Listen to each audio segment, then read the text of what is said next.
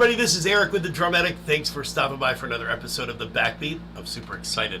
I have my friend Chris MacDonald from the Drummer's Key right here. I'm here! In the Drum Addict, which is a first for our channel, for this series or whatever. So I'm super excited, and I have to say, you are now on my list of people that are exactly as cool in person as they seem to be on their channel. I appreciate that.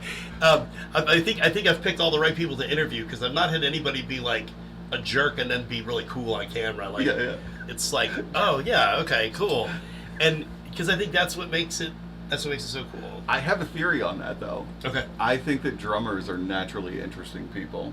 I think you have to be a drummer. Like, if you're going to stick with it. If you play drums for 5 minutes and then you quit, maybe you're an awful person. But I think that all drummers are interesting people in one way, shape, or form. Well, we did pick the loudest instrument, yeah, acoustically speaking, to play. Mm-hmm.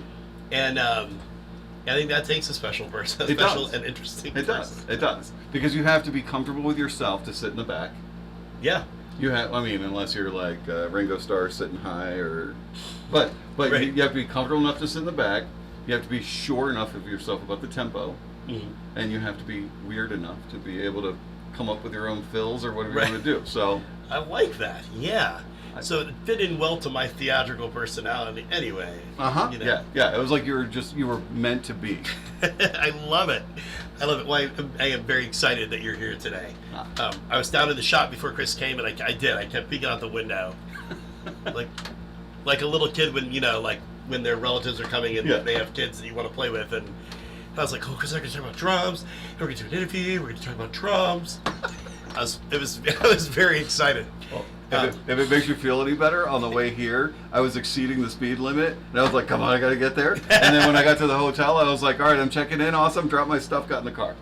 I love it. Good. Well, good. I feel good. I feel like my enthusiasm was matched. Absolutely. Super cool. And it is fun, even just over, this has nothing to do with drumming, but even just talking with people like real time over the, like over Skype or Zoom or something, when you've been watching their channels, it's kind of cool. Like, you're like, it is. Oh, because it's like, this is the person behind the drum set, behind the interviews, and like, because we'll talk about your interview series too, and it's like, oh, cool. And you get to kind of talk with people, and even with the drums, you learn, well, there's more to us than, I think drumming is a big part of who we are and how we identify ourselves as musicians, but there's a lot more to us, in terms of our personalities, and we're all different, though all interesting. Interesting, yes.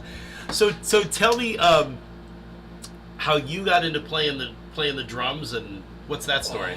All right, so I have an older brother who's 4 years older than me, and this was right around the time that the Shout at the Devil Motley Crue album came out. So my mother was really into music when we were growing up, and we're down in the basement. We have everything cranked, and my mom had this affinity for wicker baskets, so we set it up in the form of a drum set. And we really, when I say we, I mean I'm the little brother. My brother did it, and I was like, ooh, that looks like fun. And my stepdad played drums too. So I went and worked in a gas station for an entire year to buy my first kit. Nice. But I played in concert band and so forth. Like, as soon as I could get into drums, I did. What was that first kit? It was a Ludwig. It had this, it was like an orange, like a gold starburst color. Okay. And the unfortunate story about that is, so it was a steel. It was in someone's attic in their garage. And it actually had like oxidized from the sun, like in the one little spot that it beamed on. Gotcha. But that was the only imperfection. And she basically gave it away because she didn't need it anymore. So a little while later, I found out that it was actually a collector's item because they'd only made like 1,000 of those. And I went on a trip out of state, and I had a buddy of mine who was a drummer too, and I was like, will you hold on to this? And it turns out that he was a crackhead and he sold it. So oh God, that hurts. That's how I lost my first drum set. Like, also feel sorry that your friend was dealing with addiction, but also the drum set. Yeah, the drum set. Yeah. I have empathy for people's addiction, yes. and and the problems that go along with that. But that was my drum set. That's a tough pill to swallow there. Oh Yeah. my gosh. Yeah. And never saw it again. Never saw it again. Never really saw him again. I'm not sure where he is, but Yeah, it's like, I'm a nice guy and I'm pretty patient, but that's a friendship bringer. yeah, absolutely. I love you. I want the best for you.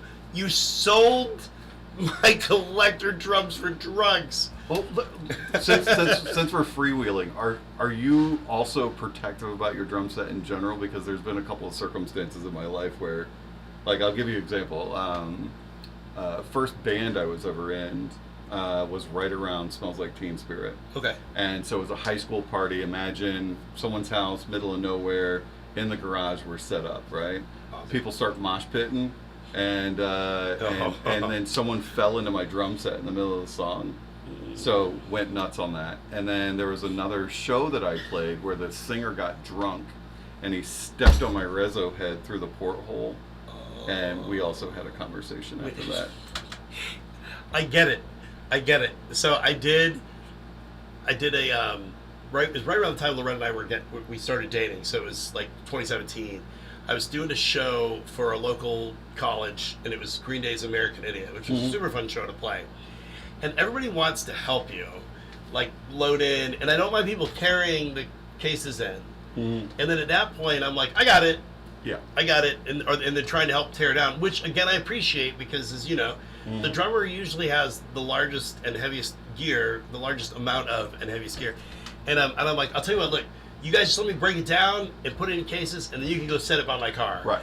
Because, and I've let people come in and play, which I don't mind doing, but there's a part of me that I suppress, you know, that's like, I'm like. And it's not like they're not drummers. Like, one of the guys was a drummer, but I still, like, and in fact, he taught me my first groove, and but I was just still like happy to share. You know. Matthew asked me this when we were talking.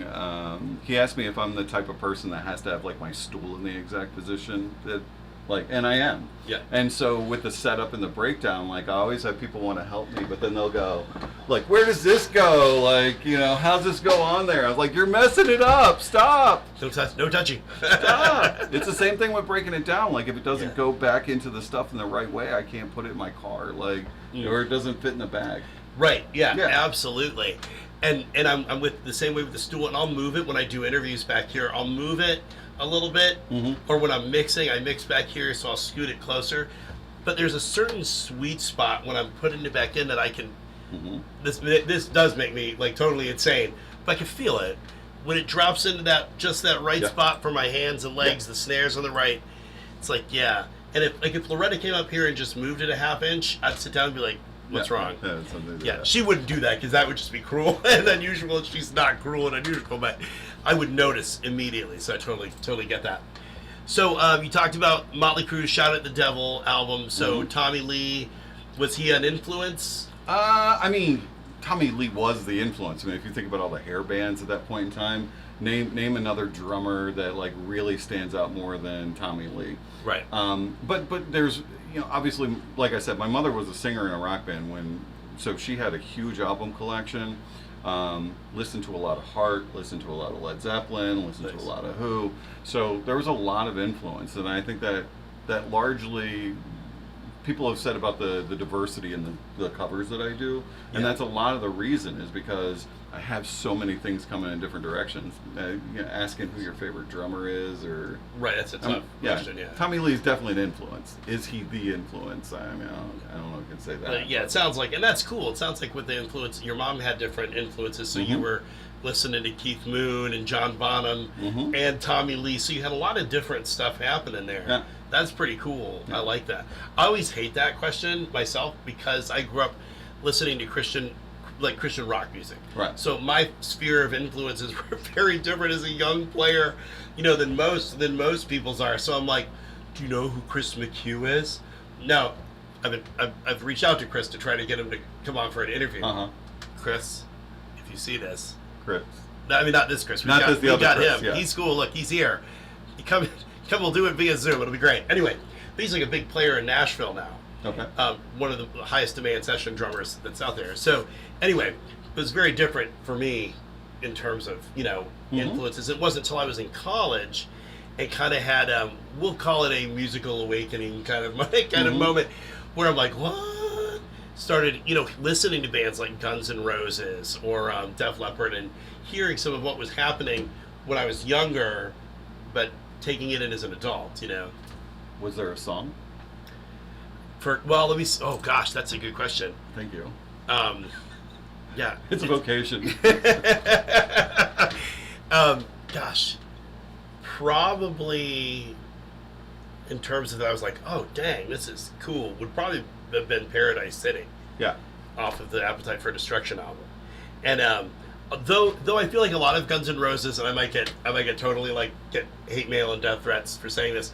I feel like a lot of this stuff was overcomposed. Like I was like, this song didn't need to be 7 minutes long. It could have been 4 minutes, But but I still enjoy the process of it. And Pour Some Sugar on Me was one from Def Leppard. We don't speak that. Oh, okay. We can't say. We're not allowed to say that. No, Pour Some Sugar on Me. I will tell you though, to your point. So one of the most recent, actually, it hasn't come out yet. So here, spoiler alert. I just posted a Rocket Queen by Guns N' Roses. Oh, sweet. So you're saying the song doesn't need to be 7 minutes long. So the beginning is and I forgot how long that actually goes on for before it changes. So I'm just sitting there going, where's the change? I thought it was 3 minutes before this. I did. I've only done one Guns N' Roses cover earlier on in the channel's history. It was Sweet Child of Mine, and I edited it. I cut the song down. It's we don't need 10 minutes of where do we go now? Which I heard was because the song was not originally supposed to be filler for the album, and there really wasn't a lyric part. Really? For that spot. So in the studio, Axel's where do we go? Just playing with it, and that's why it makes no sense. But it's there, and it's iconic, and probably arguably one of their biggest hits. Yeah. Ever. I do firmly believe, though, overcomposed or long songs, because I agree, it is one of the few perfect albums. Okay, I can get on board with that. Yeah. Absolutely. And I say that, and I even have this complaint about modern church music. It's fortunately we don't play them this long at church, but there's so many of them that are 8, 9, 10 minutes long, and I'm and so much of it is, and I feel like I'm just being critical about people, but so much of it is a refrain, and it's I get it, but I think we got it. Right. 5 minutes ago, great tune, way too long, very heavy on the back end,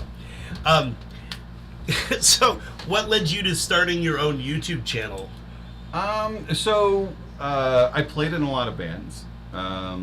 And it just got to the point where it initially became decision between, am I going to do this and try and make money doing it, or am I going to try and make money and do this? Gotcha. And so I'm not famous. So the answer was make money and then also do this. So I did bands for a long time. And when I moved to Baltimore, they have an original scene. There are no cover bands really in the Baltimore area. And cover bands I can do because I don't have to. I know a lot. I have a huge catalog of music that I know, and even if I didn't, I could just listen to an already built song and then play it. But for original music, no one's ever heard it before. Usually there's 17 changes in it because the songwriter thinks that it's it's special when I have these changes.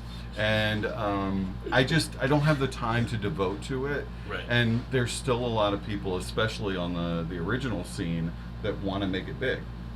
So I was like, well, what am I going to do with myself? And I had played in bands for so long that I was like, well, let me kind of retrench and focus on rudiments and really kind of see if I can get better. Because for the longest time it was about drinking and playing and maybe some the rock and roll thing. Correct. Yeah. And so I think I read somewhere that someone said record your practices, watch yourself, so you can see, are you ahead, are you behind? There's some fills that I've done that I absolutely nailed and then forgot exactly how I did it. So I just started recording them, and then it got to a certain point where I was like, hey, wait, that was pretty cool. and then I would clip it using Microsoft Photos, like Okay. just like so raw audio, raw footage, and I would just kind of clip it down to catalog it for myself. Nice. And that's how the YouTube channel started. Is I needed somewhere to put them where I wouldn't lose them, and I didn't really care if anybody watched them. Just yeah. Yeah. That's I think when you do it like that, like it kind of is fun to put it out, and I feel like I want to see our channel grow and all that stuff, but I have fun. I have fun doing it. If it stops being fun, it's no bueno. Like, why do it? That's what's most important to me, and I've said this to a lot of. I mean, it doesn't really matter what the thing is, but for drums specifically, if you don't enjoy it, you shouldn't be doing it. Like I mean, and so, especially it's the weird thing when you get into YouTube, and a lot of YouTubers have said to me, I feel this insane pressure to like put videos out within a certain amount of time. And then, a lot of the YouTubers obviously are like practicing their songs and so forth, and I appreciate that. But that wouldn't be fun to me. Like I want something. If it works, it works. If it doesn't work, it doesn't work. I mean, I've posted a lot of videos. I play at least 4 hours, 5 hours a week, and there's been weeks where nothing posts, and I don't care. Yeah, that's great. And I agree with that. And it's funny because like I was talking with Earl Bennett one time, and he was saying that he doesn't plan stuff out. I'm a planner. So like I've got a list planned out for the next 8 months or whatever. Okay. Now I'm okay to shift it and adjust it as needed, but I feel like I know where I'm going. Okay. But he was like, I couldn't do that. It would drive me crazy and it wouldn't be fun. Right. It's like, yeah, so you find a way, you find your thing. And yeah, if when you start putting pressure on yourself, it stops becoming fun. Unless you think pressure is fun. Right, unless you're a psychopath Yes. or a sociopath. I always get those mixed up. But this goes to like I know that certain drummers like to take the album, and they don't make albums anymore, but they like to take the song from the album and they find joy. Just the same as you have people over here. My grandpappy used to tell me there's an ass for every seat.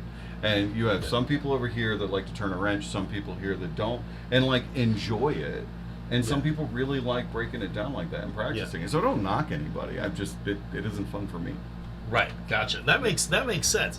And you were saying something earlier before we were recording, like in terms of work, like actual work, but I think it applies Everything. to everything. And that was the idea that like you spend more time working than you do anything else. I don't want to tell it. I want you to elaborate on it. But no, just the general story, and I guess it requires some background because of my vocation. Is that I hire people for a living, or at least did for a long time, and I think that it holds very true that you spend more time working than almost anything else. I think sleeping is like the second closest. And if you hate what you do, or if you go into work and you're on autopilot, then you're just taking a large chunk of your life and just like squeezing it into something ugly. You have to find things that you enjoy. You have to find things that you like doing. And it's really important to not having a heart attack and being able to see the beauty in life. Just so many people will like kind of drone through. I think actually what they call it now is quiet quitting, where you've made the decision you're only going to do enough to not get fired, but the mental health ramifications to yourself to doing that are more than people realize. Yeah, I think that's good. That's really good advice, and I think we are programmed to feel like I just need to survive. And if I can noodle on the side, that's great. And noodling on the side is good, and sometimes that keeps you going here. And there's places I know in my life where I've been in a place out of necessity for a short season, of time. But I feel like I just lost my train of thought, Chris. I had it. It was gonna change lives. That's all right. They're boarding. They're boarding at the station. Your train of thought. It's gone. It totally jumped. But yeah, that's good advice. I think you've got to. Oh, I know where it was. We kind of like just survive, and I think that living is about thriving, and that doesn't always mean being like financially successful or have this. It can mean a lot of different things. Sure can. And it can mean those things, but I think it also means being creatively fulfilled. Like doing the Drumatic creatively fulfills all the little creative nooks and crannies inside of me. The filming, the music, the drums, the the editing, all of that stuff. The talking to people. Like my degree is in cinema and theater performance. So like I like being in front of people, like, and talking to people. So it hits all those spots. So I think that's a very important thing, whether it's your work, and also we talked about, I left the job that I was working for mental health reasons, and but even if it's just your YouTube channel, like if working at that isn't fun for you, then that comes across. It does. I agree. In the channel, and I think that that's one of the things that I like about your channel also, is that I love the variety that you mentioned earlier, which is also cool. I try to do, but I think I only do a modicum of the variety that you do, and I love all that different, the styles and how, you have to think about it differently when you're playing different types of music. But I love that you enjoy yourself. Like it's clear that you are having a good time behind your drum kit. I would say though that and here's the arguable point. Do I? Because I think that I look like I'm ready to fall asleep, and it's not. It's not by intent. I think there are certain times, friends who know me that have seen me play live, and Joey, your sponsored drummer. Joey Clark, Joey and I talked about this. That like you put me in front of people on stage, and you see a totally different thing. And I will say, just for the record, what you see is me enjoying it. And there are certain times that I kind of get out of it. I think recently I released that Biohazard thing. Okay, I'm trying to see if I've seen that one yet. Oh, if you haven't seen it, I play the guitar, the air guitar on the drumsticks. Oh, and then, yeah. And then someone said I was air singing. I was like, that wasn't air singing. I was literally screaming the lyrics to the words. I just don't record that because it would sound awful. But so there are moments where they're breakout, but I like putting music together. You're talking about your creative nooks. And playing is really that fills a void for me, and I'll do it as long as I can physically do it. Yeah. We shared some stories that I won't air, but I will tell you this because this is one of the few things that I don't generally say. Is I was in a huge car accident, so I was hit by a drunk driver, like broke every bone in my face. Right? Oh my gosh. And I look at the positive things that I got out of it, not necessarily the negative things. But one of the things is people are like, well, how did you get through it with positivity? Well, here's the answer. Is I wasn't wearing a seatbelt and there were no airbags. And as a result, I came out and basically face planted the dashboard. The doctor said that if I was in a seatbelt, I would have crushed my legs, which means... No drums. Yeah. That's how I got through it. That's where there's your positive to it. Like I had my independence. And I'm not saying, I'm not saying there was a reason behind it or whatever. Just that's how I got through it. That was my silver lining because I could still go play. Yeah, I love that. And you said something. I want to say there's a reason it happened. And one of the things walking through some of the stuff that I've walked through in my life that irritates me is when people say everything happens for a reason, or even God has a plan. Like in Christian circles, right? It's like, but also life just happens, Correct. And then we get a choice how we're going to respond to it. Exactly. And that sounds like that's what you did. You were like, you could be all bent out of shape, and that was a bad way to phrase that, wasn't it? Yeah. After you said I literally was bent out of shape. It came out of my mouth. I was like, no, it was go perfect. Back. But you were like, but it could be worse. Yep. I could not be able to play the drums at all. And I think in life, just generally, this goes, transcends drums. Like having a positive attitude, and instead of focusing on the things that aren't the way you want them to, focusing on the good, really makes a difference in how you enjoy life and in how you just process everything. I've said to a lot of the people that I've mentored at work that life basically opens a bunch of doors for you. And sometimes it closes them, but it's your job to walk through them. Yeah. And if you don't walk through them, then you'll be the person who's like, well, this is why. It's because of this thing. And it's not. It's not. It's any situation is going to be influenced by you personally.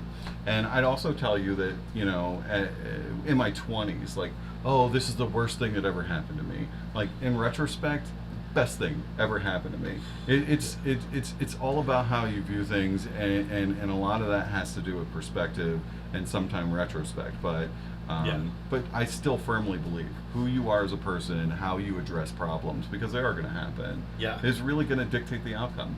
Absolutely. I think that's such a big important thing for people to grasp. I know, like, a lot of people in our community are younger than you and I are, and I always say this, and I feel like you don't have to tell me how old you are, but I feel like we're kind of in the same ages, the same bracket. Yeah.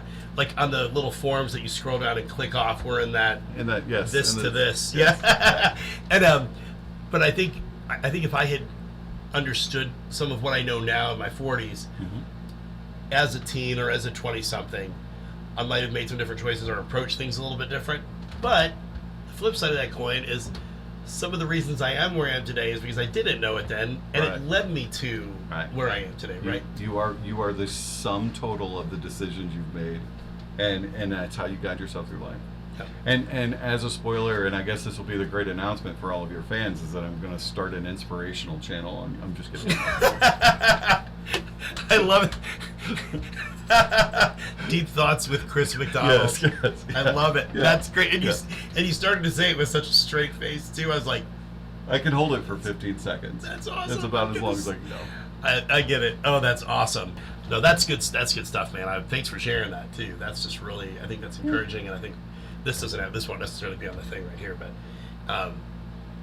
just kind of sometimes letting people know that, like, you know, you've had something to overcome is encouraging to them as they're walking through whatever they're walking through. And I think that's part of being a decent human being, is not just letting what you walk through be for you alone, but to help somebody as they're coming up through that as well. And I really think that's what wisdom is too. Like, you know, the only irony I think to wisdom is 25-year-old me wouldn't have listened to a damn word that 40-whatever-year-old would have to say. And I've had a lot of millennials that work for me, and I really do legitimately care about their growth as a human being. But, you know, 50% of the time they're, oh, you're stupid, Chris, I'm going to go get drunk. Like, so... You have to be up at 4 a.m. That's why I got to save it all up and share it for these videos. That's right, and then send the link to... Yeah. So let's talk. We've talked about the drums, and you've shared so much great stuff, Chris. I appreciate you opening up. You did an interview segment called Under the Covers, which I thought was a very clever name, and in your intro was you like popping out from under the covers and introducing this segment, and then interviewing some people in the community. What got you into wanting to do that? Well, this kind of again goes to vocation. Like, I find that drummers are just really interesting people, and I think I stumbled on Matthew's channel, and then saw the Drummers Watch, and then the Facebook page, and everybody was just really cool, and I like meeting people, and I just like talking to people in general, and so I really wanted to put a face and a voice and a personality to what I get to see on people's YouTube covers, and I enjoy doing it a lot. I just truthfully didn't have the time to continue doing it. And I think that goes back to stopping, because even at the time goes back to, if you had continued to do it, it would have become a chore. It would not have been fun, and then it's why do it? And I get that. This is the crazy thing, and it's almost the chicken before the egg thing. Is so I would start talking with another drummer, and I thank you to everyone who did the series, but I had great conversations. I said maybe a half hour. We'll talk for a half hour. Hour and a half, 2 hours later, we were done talking. And then you look on the analytics on YouTube, it says this person watched 6 seconds of your video. Like, so they're not going to watch all of it. And then you put it out unedited, and then there are some times where things just kind of went off on a tangent, or there was a lot of Chris saying so maybe I'd clean that up. And I thought it would be really cool to actually have some visual aids behind it. And I started off with, well, I'm going to do this every other week. And then I actually, funny enough, said I'm going to do this once a month. And the work that goes behind it, like, I loved every part of talking to people. I hated every bit of editing down 2 hours into a half an hour. Right. Because what do you cut? That's the biggest issue, I think, with me. And that's, like, I was telling you earlier that, like, you put a lot more effort in than I do in terms of the post production of it. Mm-hmm. I'm like, unless somebody goes, let's cut that out. I'm like, it's all in. Yeah. And if we talk for a half an hour or an hour and a half, it's all going Yeah. in. And I know there are some people that'll pop it on and do other stuff while they're listening, which is how I try to take in those interviews too from other channels. But yeah, it's like, oh yeah, 5 seconds, even a minute, but they'll give you the most. Sometimes the people that watch for a minute will like give you the most thought-provoking comment. It's like, did you jump to the middle to hear that? Like, and which is fine. Like, Yeah. I mean, I'm thrilled that anybody would even stop by and listen for 5 seconds. Right. That's great, whether it's an interview or a cover, and but yeah, and I was just telling you before this too that like after 2022, I'm gonna start changing the schedule at least to once a month, just because it is I love doing it, but it is a lot. It's a lot of work. Yeah, and our bonus stuff is just that. It's my commitment is just to put out a drum cover a week. Right. That's my commitment to myself, and anything else, if it doesn't happen, I just don't let myself lose sleep over it. Yeah. You know. And the answer to your question is, what do you cut? Meat, because I talk a lot. So I cut a lot of meat. Yeah, but I mean it's fine.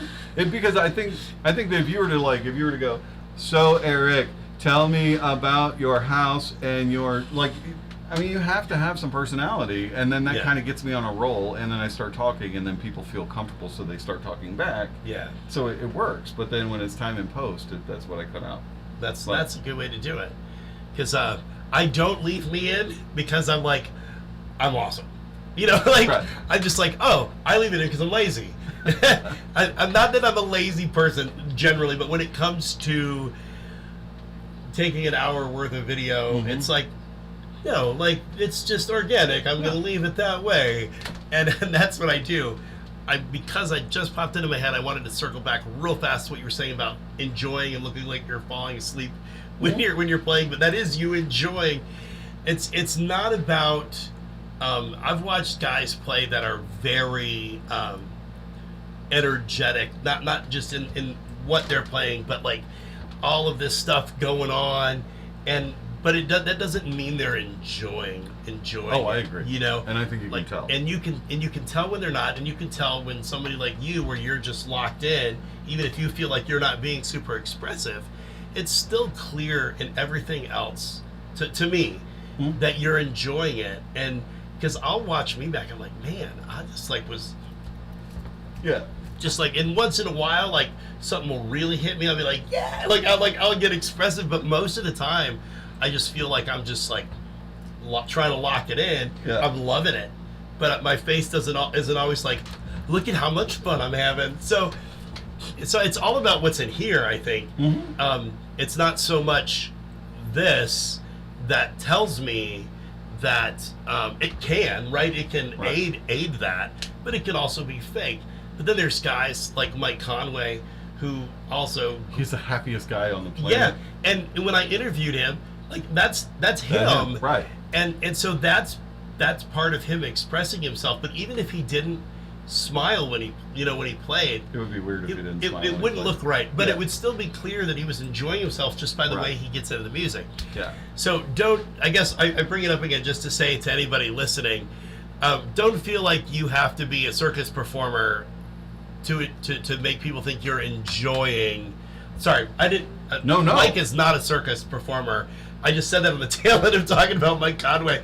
Mike, that's not what I meant. But like, I mean, in terms of like all this, the acrobatics of stick tricks and all of that's cool. But just have fun playing the drums. Yeah. I don't think you can. It's not necessarily. There's not a uniform for what enjoying what you do looks like. It's not going to be the same. I will tell you separately though, when you see people that are doing it solely for likes or solely to build a channel, or they're being flamboyant, but they can't keep time. Yeah. You're not. So I agree with you. That's what I'm saying. And I sometimes, like, if you see a stick twirl, it's because there's a rest. And if I try to do it in the middle, I'm like, oh crap, where are we? That's what happens. Yeah.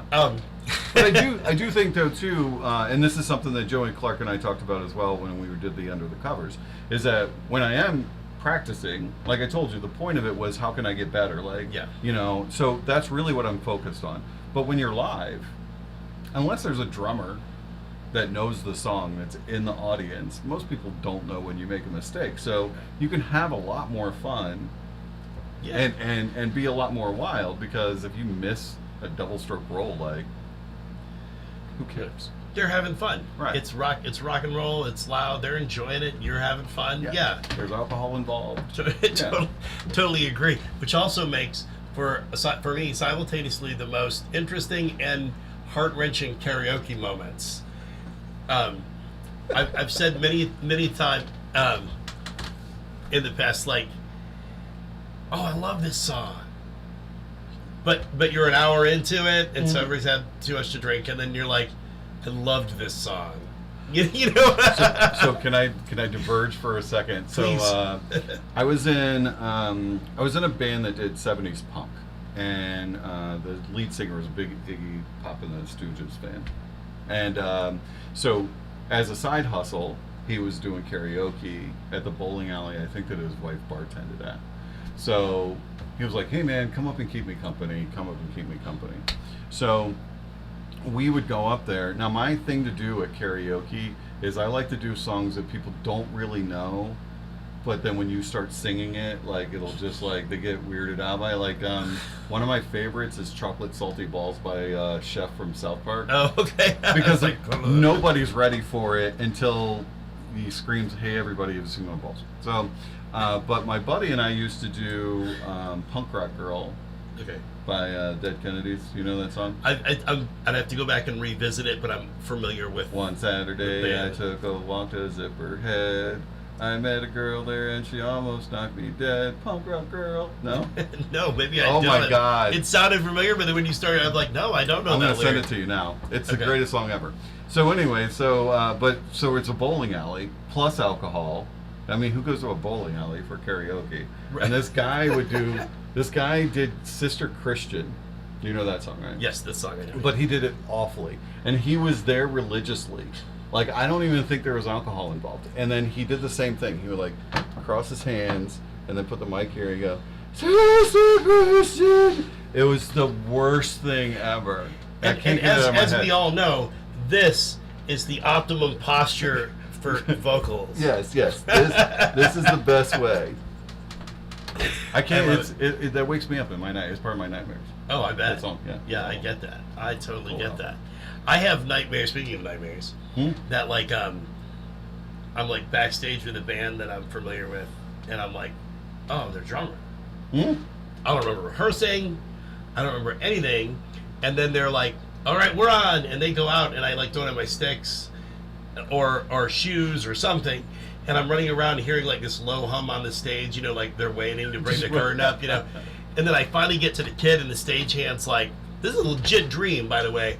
And there's like plywood on the side of the drums, and I'm like climbing over, and there's this little tiny 18-inch kick drum, and I'm like a little first act looking kit, not a cool like gigging kit, but like, and I'm like, I knew it's a rock band. I'm like, this is not the right kit, and I'm like, I don't even know what songs we're doing.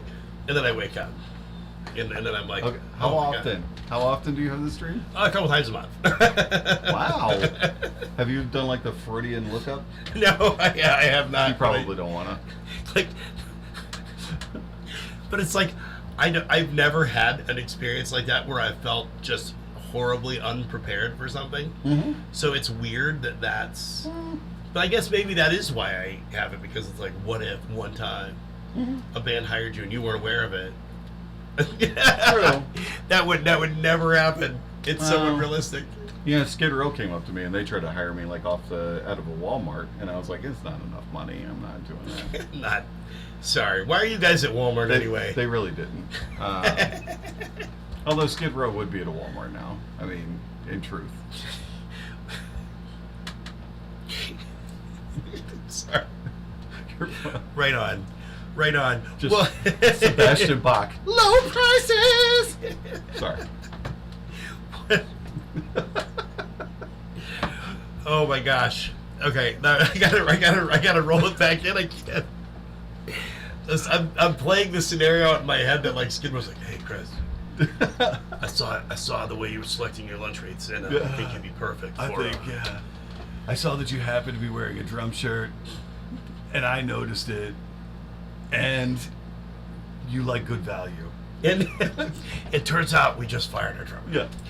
I actually, as a kid, when I was learning to play, I would, if we were going to see a concert, we went to see a lot of bands when I was a kid, and I would play with their most recent record, like, and memorize the songs, on the off chance that before the show somebody came out and was like, "Hey, listen, is there anybody in this general admission section that plays the drums, because Bob tripped and broke his leg. He's on his way to the ER right now.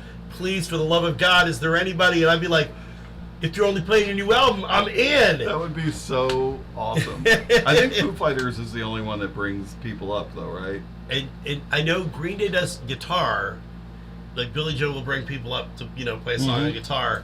But I think that Foo Fighters are the only ones that bring a drummer up, to do it. Side note, the tribute to Taylor Hawkins where his son played My Hero, amazing. Yeah. I just teared up. My brother told me he watched the whole concert. I only saw the video with his brother playing. That's all I saw too, and that's all I needed. Yeah. It's like, oh my gosh. It's one of those things, dude. My brother air drums really well, and he always wanted to play drums, never really dedicated himself to it.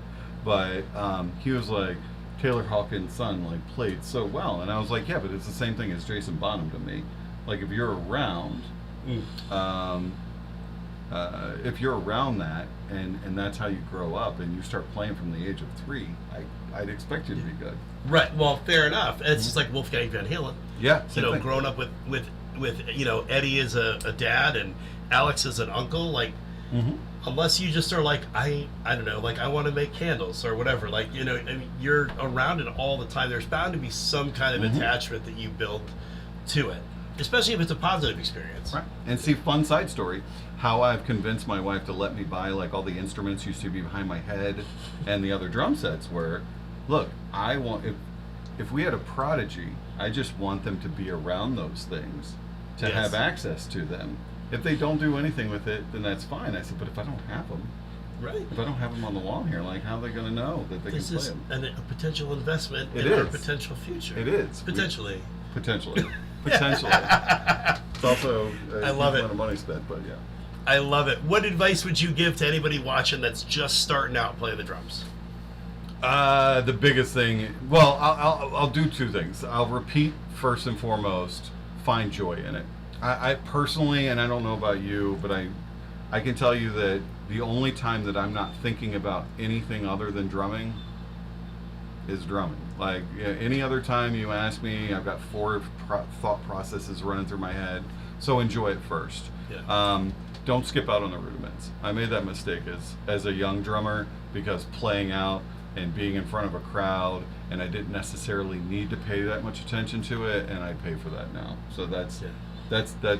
Don't forget the rudiments. I think that's good. And I always, anytime anybody says that, I kind of feel a little guilty, because I spend so much time working towards the cover, that I don't spend as much time, or at all sometimes, just taking a rudiment and even just on the snare drum and just like getting it smooth and making sure the technique is right and the strokes are even and all that.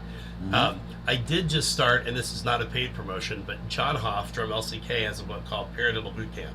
And I just started working on that like a week ago. I bought it like a month ago and just started working on it. But like something like that, it's gonna take the rudiment, that one rudiment, a single, a double, whatever paradiddles, and start working with it around the kit. And it's just, he told me, he said it'll kick your butt, but it really develops a lot of stuff. And so I'm excited to jump into that. So there's the stick control books that are good for that, and you don't have to just play that on the snare drum. It's written just as a snare drum thing, but that's something else I'm trying to jump back into. And here's the easiest way to do it. Like, this is what you guys don't see in the videos, is everyone has their own warm-up, right? So off camera is a list of rudiments, and before I start playing anything, I go through one cycle, which is singles, doubles, and then quadruplets each hand, as fast as I can do it, to a metronome. and then I will focus one rudiment before I start playing anything. And if you just take, That's awesome. 10 minutes before you actually start getting into it, Yeah. All the Worth difference it. in the world. worth it. Yeah, I can only imagine. You can tell by how bad I suck that I've been practicing a lot. You do no, you I'm do not. okay. I was just watching your last cover, and again, not just saying this to because you're in the room with me, and I don't want you to get mad at me. I wouldn't, but But no, but I was watching your last cover, and two things that I do notice is that you do play tight. And I know you're gonna say, oh, it's not ever perfect, or well, of course not. right. But it's just like you're saying, if it's a song that I'm not familiar with, I don't know what you're supposed to be doing, and I like what you're playing, and I'm like, he's a solid drummer, and I like your mix too. Oh. Got a cool mix. Thank you. I spent a lot of time on that. A lot. I mean, really, because and this is where, all right. So like, I'll share some of my lesser features. Is I suffer from a slight bit of narcissism, and if I'm going to put something out in the world, I just want it to sound good. So I spent a lot of time, effort, and money to get the mix where I want it. But as far as playing, I appreciate it. I'm one of those weird people, and this is another tenet that I've had as far as being a drummer, is that I never think that I'm awesome at anything, and it leaves me space to grow. Right? Oh yeah, that's And good. so I don't want negative comments that aren't constructive, but when someone says, hey, you could do better on this, or you could try this thing, I'm open to that. I want to hear it. Right, and I love that. There's always room to grow, but that's kind of the thing. Is I have my personality belies, my opinion of myself. It's that guy's competent, but Loretta would tell you she's stop talking so negative about yourself. You're good at what you do, and it's so I'm kind of getting to a place in life where I'm comfortable. I am a good drummer. That, Right. you know what I mean? And that means that I'm not where I was when I started, a crappy drummer, but I'm not oh wow, I'm crushing it.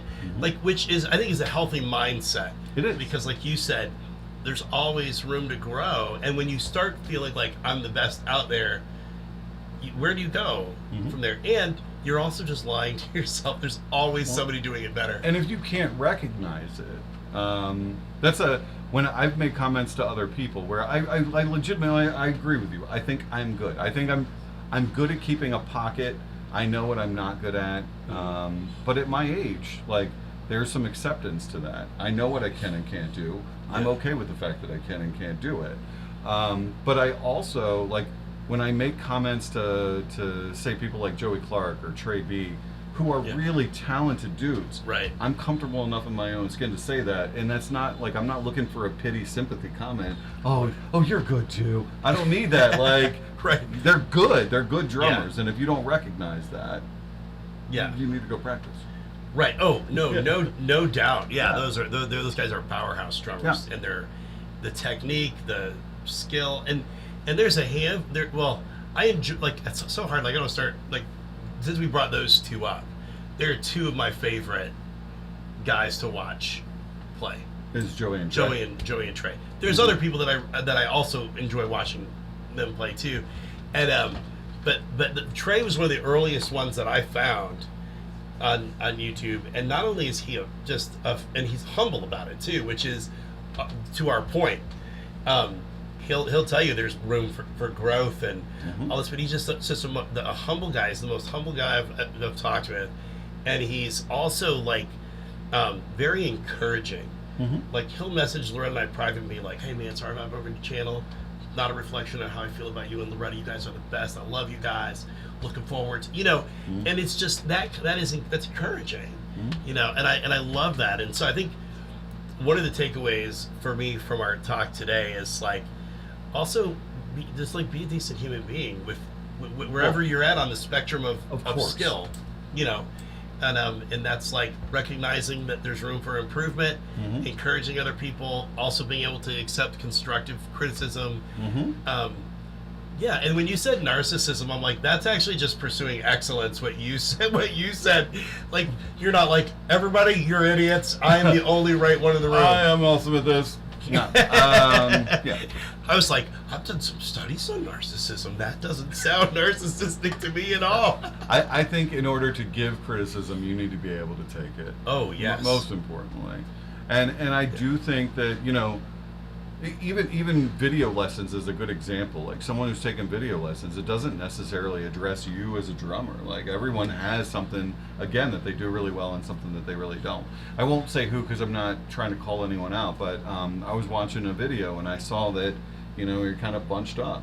And one of the things that took me the longest time to figure out is just the ergonomics of the kit. Yes. Like having things in a comfortable place for you, like not kind of squeezing yourself or not being in a position where you have to contort Right. yourself, and you find more freedom and more relaxation, the ability to play for hours and hours if you're just in a comfortable place. Yeah. And I mean, That's drum so teacher good. may not have seen that or said that, or maybe it was Yeah. just that particular moment, but it was in the spirit of really trying to help someone, not because I want to be a shit and tell someone you didn't paint your own stuff. Well, and you can tell. I think you can tell when a comment is meant to be helpful versus just like I had one guy one time, and this is fine that he said this. He's like, "You need to work on your closed roll."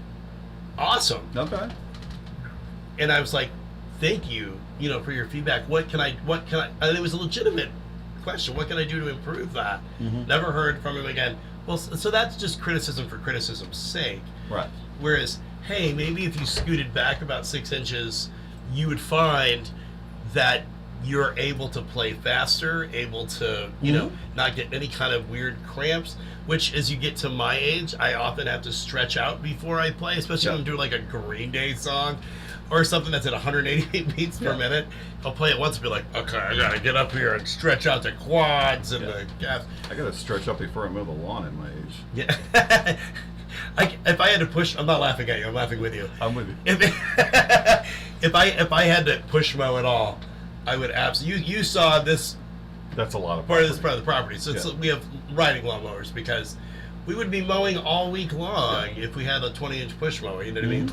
And then we mow over our moms. Anyway, we don't need to talk about mowing, other than the fact that as you get older, you like to make some adjustments to the way that you play. And stretch. And definitely stretch. Get into that habit now. You'll thank Chris and I later.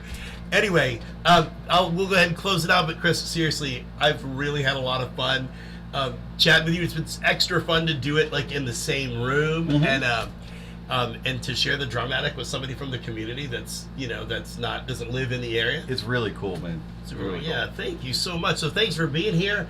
And you guys, thank you for stopping by, whether you watch for 5 seconds or an hour. We appreciate it. Thanks for stopping by, and we'll see you next time.